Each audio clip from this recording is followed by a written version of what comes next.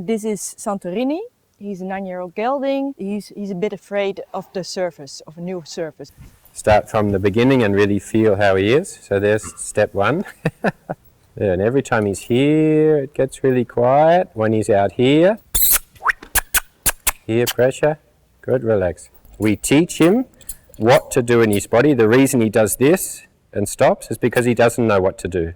How does he learn to be successful, to challenge the difficulty and feel success and know what it is to overcome something? You want to practice it enough that if he sees the ugly judge in the box or the big sponsor sign or the pot plant, that you can make this, and he's already going.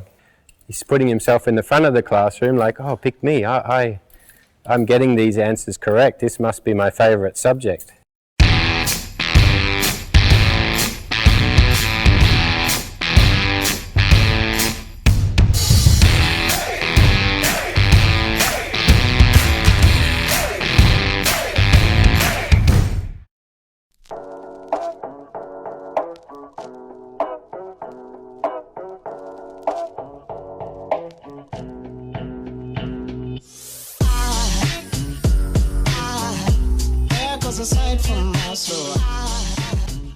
I'm Rosalinde Hek. I have my own dressage stable in Doetinchem. I train there a couple of horses. One of them is this one. This is Santorini. He's a 9-year-old gelding by Sir Donnehall. And I'm training him for his owner since a couple of months now. And I'm starting to compete him on ZZ Licht level. There are small issues with him when I'm competing him. And he's a bit afraid of the surface, of a new surface. At home it's not a problem, but when I enter the show arena, he's looking at the surface and then he stands still and he's looking at the surface. So I hope Tristan can help me with that. Oh, we gaan niet naar buiten. Doei. At home he's really easy, but in competition, especially when I enter the show arena, he stops and looks at the surface and just stands there, and then Fleur has to help me to get in the arena, walk with him. And when I have the chance to explore the arena before the show, then it's okay. Then Fleur walks with me a couple of times and then I can trot and then it's okay. Also depends a bit on the surface. When I have to ride on grass and there are a lot of spots, sand, different grass, coloured sand, ground, grass, then it can take 10 minutes before he's relaxed. So what was interesting today was when I arrived, Rose had the horse today saddled with the bridle, saddle and bridle. So we didn't start on the ground with the groundwork and the halter. So we just took it as it was, and I just ask in the beginning that Rose starts to warm up a little bit so I can just see how the horse is, see how the pattern is in his body, how he moves, what the functionality is through the body, how his biomechanics are, where he's confident, where he's not confident in the riding. I think the best thing today is if you just ride a little bit normal, just a little bit warming up, and then I have a look and see how it is, and if there's some things we can do in the riding, or whether it comes to a point where we have to start from the beginning and really feel how he is. So there's step one.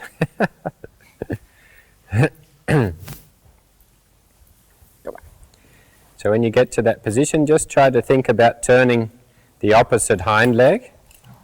So if you go to that position, try to have the feeling that you can turn the outside hind leg a little bit away, because that's the one he's stopping on. So he's getting so when I'm on the right hand side, I have to turn the left hind leg. Or in this position, he gets to this position and then he puts the right hind leg here, and then he's wanting to push off and turn away. So there you would turn the right hind leg. When he relaxes, then give the looseness in the rein again. What we don't want to think about is when he's leaning back here is to push him directly forward into that space. You want to have the feeling that you can have the body unlock itself and give him the reward that he chooses to go there himself. So go back onto the left, and then you come to this spot again. And when you feel the tightness in the body and he starts to prop against the right leg, then you just turn the right hind. So relax on the rein, do nothing in the front, only control the feet in the beginning. Because also in the start, when you get into a new space and you try to control too much the frame, meaning the head and the neck, separate to the body, that will immediately give him the feeling that he's going to brace a little bit against, and if the trigger point is somewhere there between the connection and the wither, meaning he starts to lock down in the pole, then immediately you get the shutting down in the feet.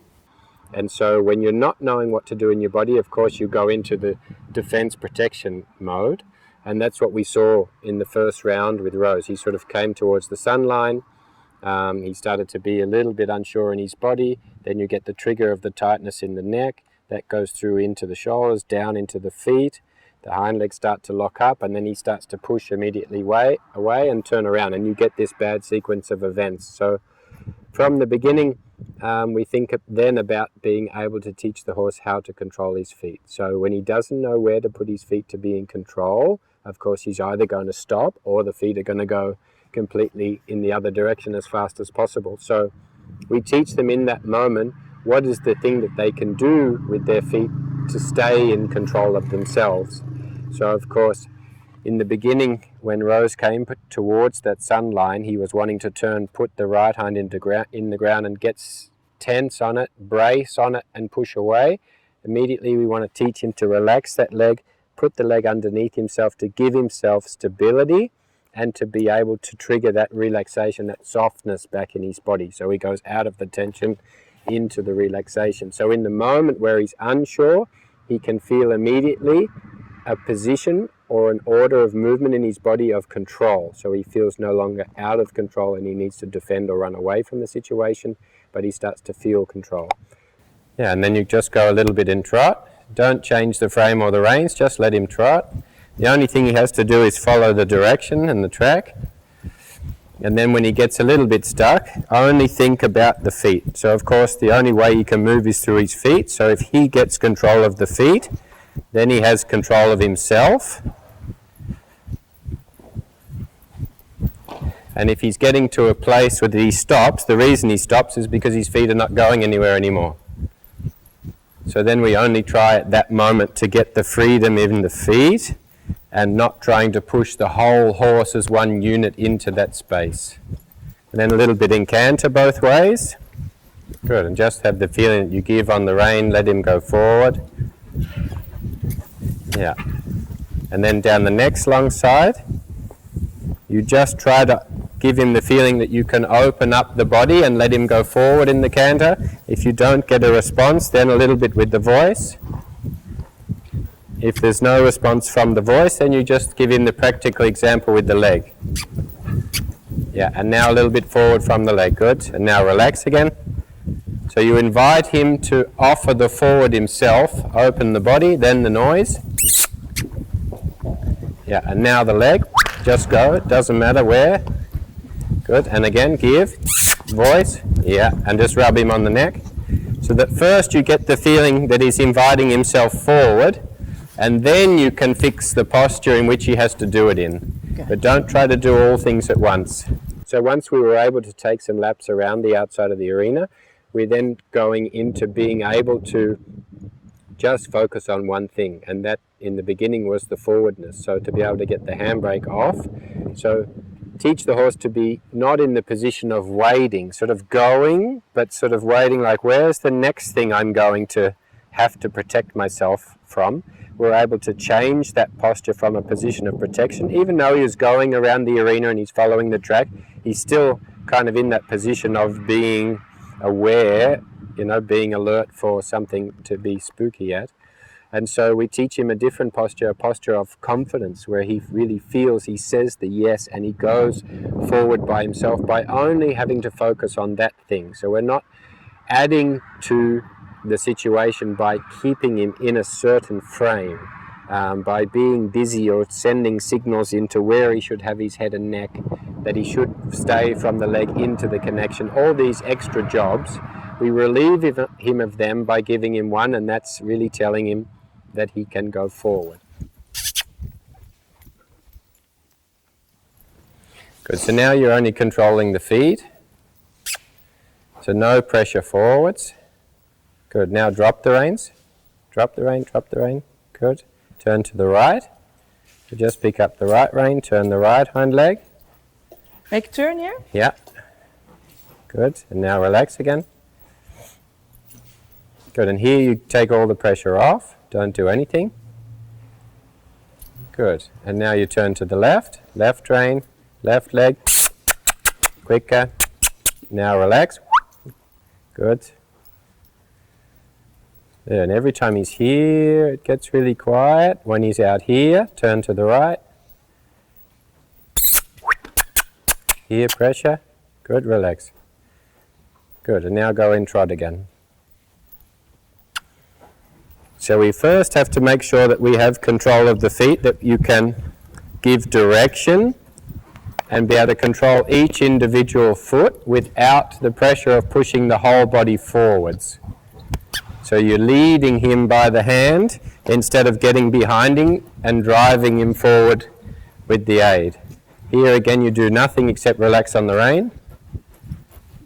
Good, yeah, and then the same in canter, and do nothing. Good, and now forward. Good, and then again forward. More, more, and relax, give, don't hold him. Don't hold him. Yeah, good, and just reward him, do nothing.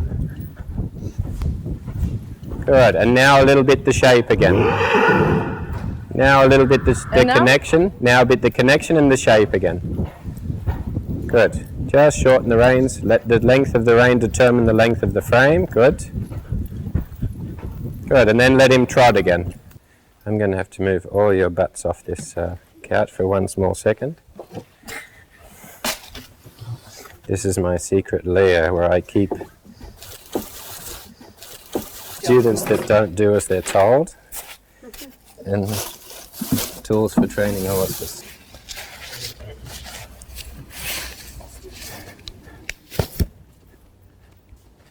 So then we just bring him in and around the umbrella, and we teach him the body shape, which is going to enable you to influence the feet if you get into a position where he gets stuck. So the training is teaching him the precise movement that allows him to let go in the body, and then the refinement of that is when you come into the new space, or he stops before he gets into the new space, you know exactly which foot to move to free up the body to let the handbrake off for him to go. So you first face him up to the umbrella, and then we move him from here. And what we want is the inside hind leg to continue to go forward. So not that it steps backwards, and that it steps under the body. And he gets this connection from the left hind to the right front. Right shoulder has to move there. As soon as he follows that line in his body, he lets the handbrake off. As soon as he focuses really on the pressure point, which is the umbrella, then we take the pressure off. There.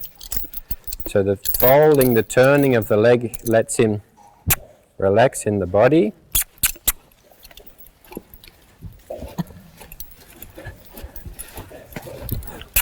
We need left front to move, good. And then just the coordination between the two. So I'm only asking right hind leg to come under the body and connect to left front.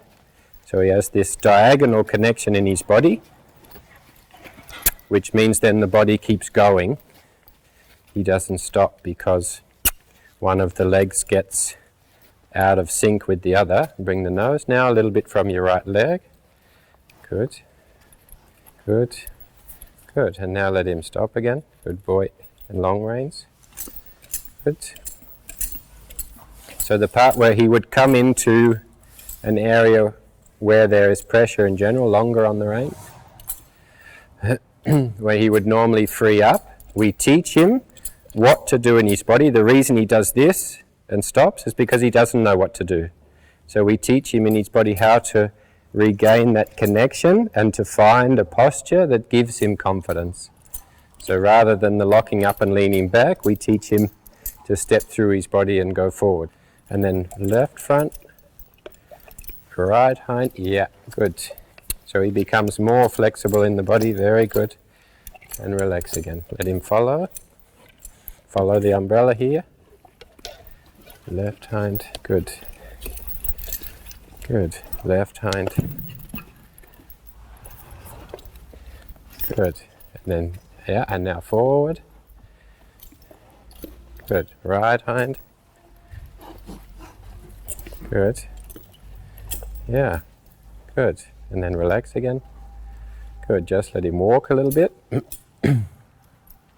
And so then we do the same again. We make a little pressure zone on the track, and then that you're able to ride between the two. And then if you get the stop, first thing is controlling the feet. Now relax on the rein, do nothing. Good. Very good. Do nothing. Good. Right front a little bit. Good. And relax. Yeah. So then long reins, just long reins. So from this position here already, the first pattern normally is the leaning back, and then you would naturally try to control or push forward. Here he slows down a bit, and then it only takes that much for him to go and continue again. And this is the feeling you want to have when you get in and you have one lap around the arena before the judge rings the bell. You want to practice it enough that if he sees the ugly judge in the box, or the big sponsor sign, or the pot plant, that you can make this, oh, and he's already going. And then again in trot. Good. Yeah. Good. And then in canter. And just follow the track. And so in the beginning in the training you want to go in the order of him just being able to follow his feet. Then you can now slowly start to take him in a frame. Don't forget the forward, just go on. And now relax. Good, good, good.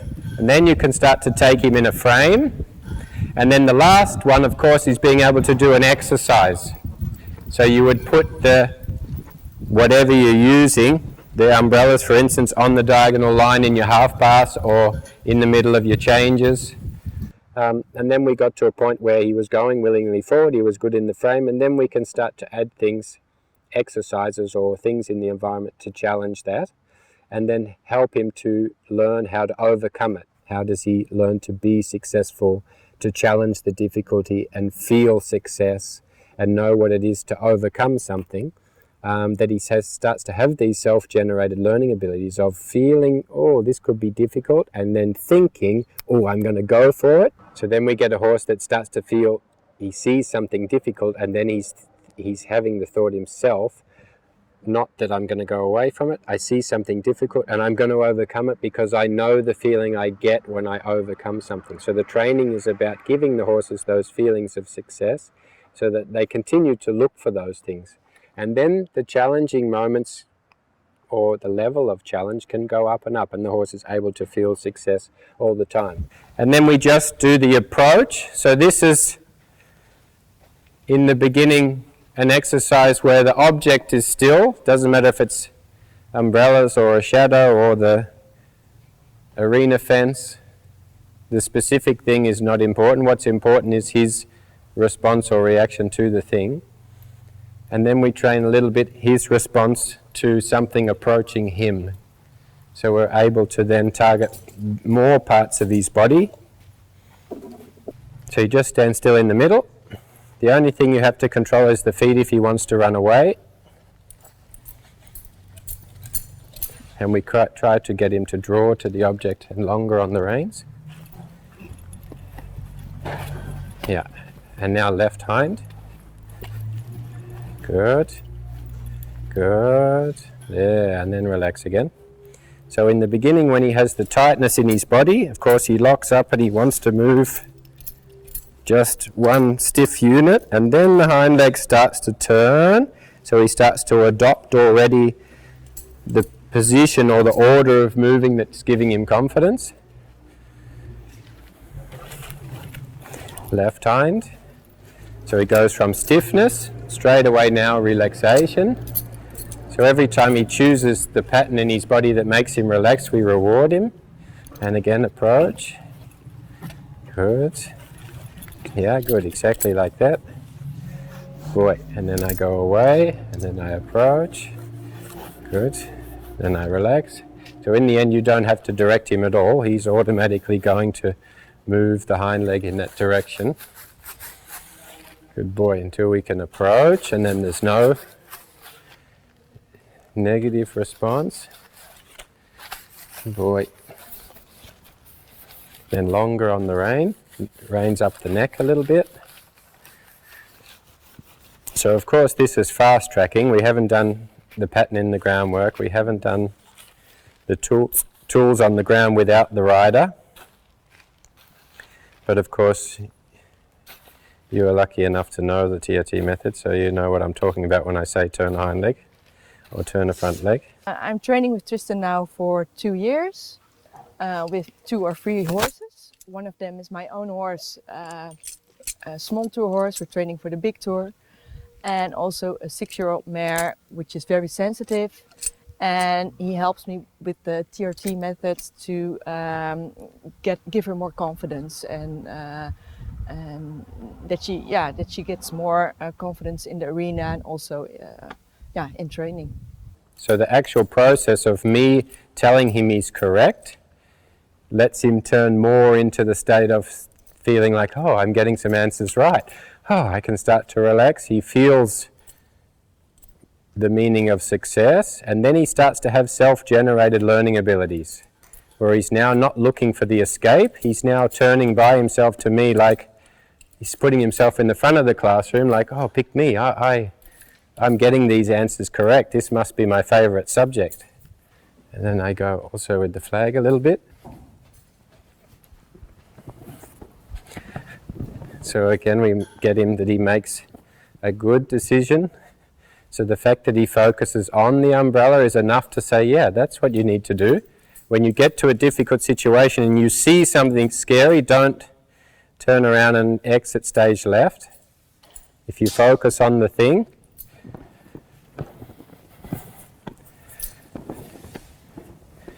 don't do anything.